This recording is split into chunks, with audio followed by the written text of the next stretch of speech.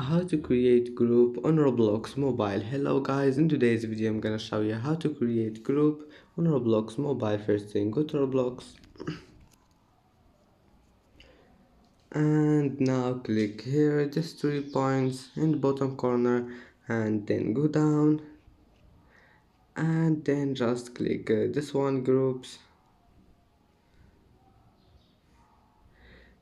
and then click create group and type here any name you want and then description, and then just select any image you want from your device.